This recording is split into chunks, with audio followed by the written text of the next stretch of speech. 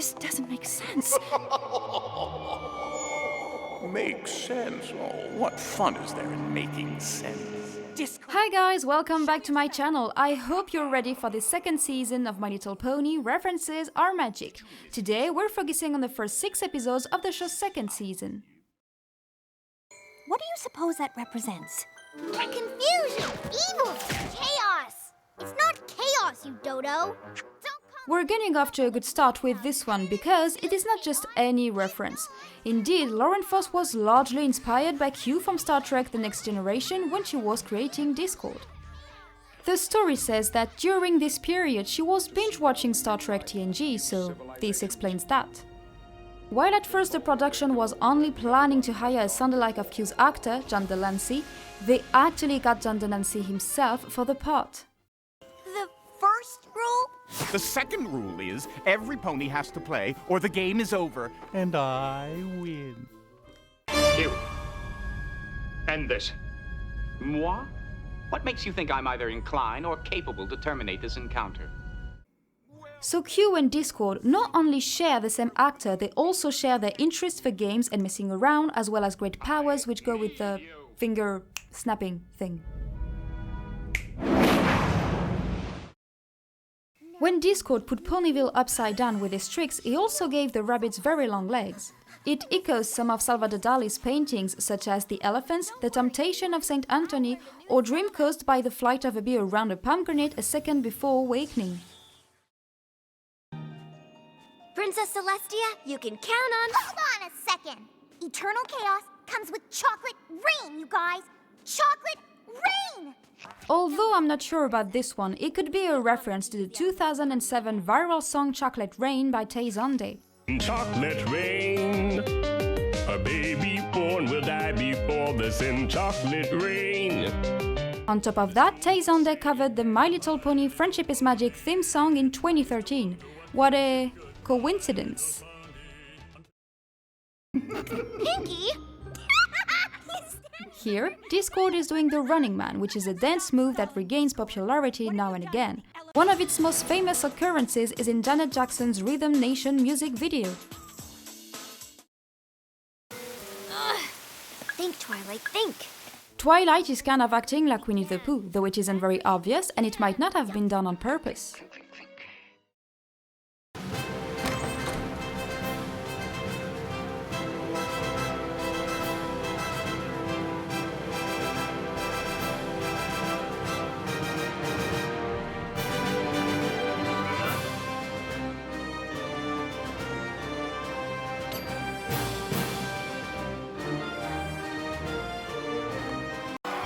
Well, I'm sure you get the idea for this one, but I'll let director Jason Thiessen tell you more about this reference.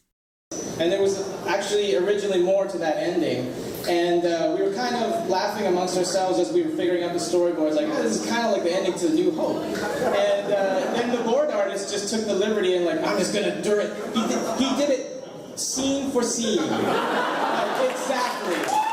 And there was more to it, because he did it like every shot in that scene in No Hope, but we had to cut it down, unfortunately. But we showed it to Lauren, and I was like, I don't know how she's going to react to this, because we're changing her ending.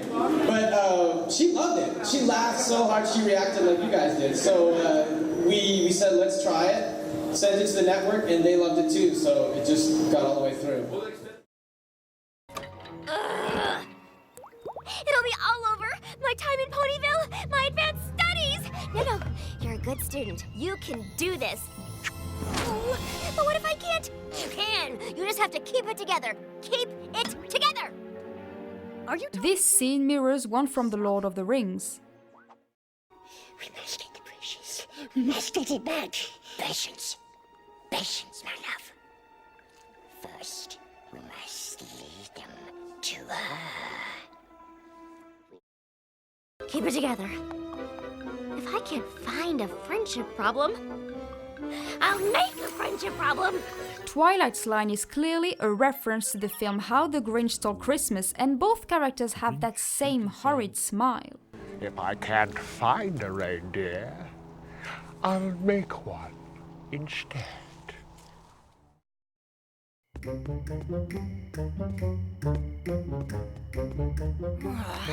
Come on, Twilight. The soundtrack is similar to the famous piece of music In the Hall of the Mountain King, composed by Edvard Grieg in 1875.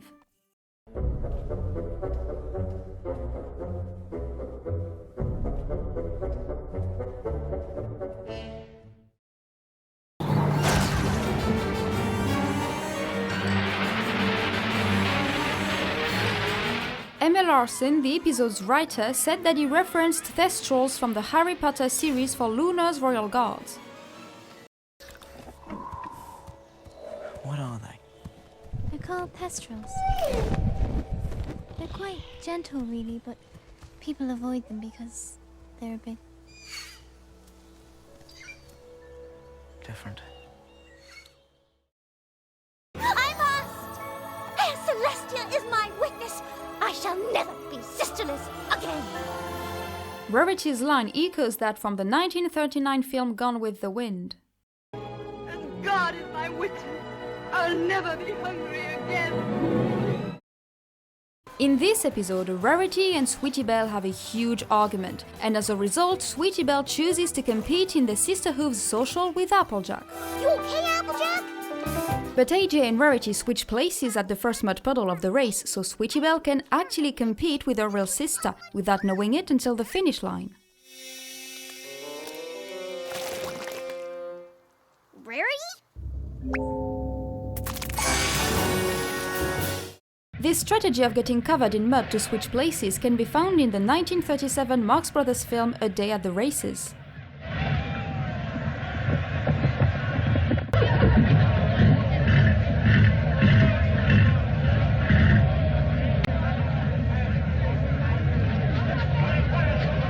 It's number 7. I Hike's the winner.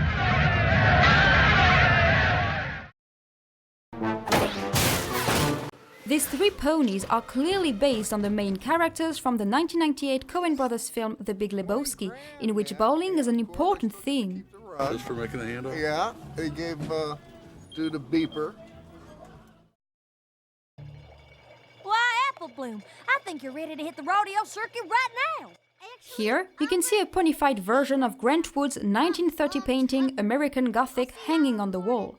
The two characters, the pitchfork, the same type of house, the same window. It really is a faithful reproduction. Apple Bloom, what is all that awful... Happy? In this episode, Apple Bloom gets a lot of cutie marks, and among them can be found a red shoe, which makes her dance against her will. It is a reference to Hans Christian Andersen's fairy tale The Red Shoes, in which the main character puts on red shoes that make her dance day and night unceasingly. I'm sorry, Applejack. I don't know how to make it stop.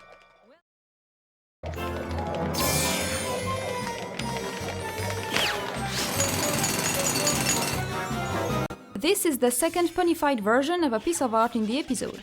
The statue Apple Bloom just made is a ponified version of Sandro Botticelli's The Birth of Venus. We were just on our way to see if you had a cure. But magically you're here. Was your zebra sense tingling? My zebra sense did not bring me round. It is the second reference to the spider sense in the series, since we already had one in season 1 with the pinky sense. According to my calculations, I have no idea how to reverse this. Use that one. Spidey says no likey. This one? No. This one? Definitely not. This one? Wait. Yesterday I told Mrs. Cake that I ate 2 corn cakes, but I really ate 3.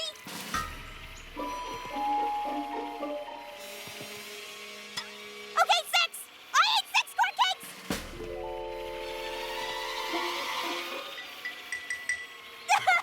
Make it stop! Oh, make it stop! I hope you enjoyed this first episode of season 2. Tell me in the comments which reference was your favorite. If you liked this video, don't forget to give it a thumbs up and to share it on your favorite social network. You can also subscribe to my channel if it isn't already done, and follow me on Twitter at PonyPastel. Take care and see you next time. Bye!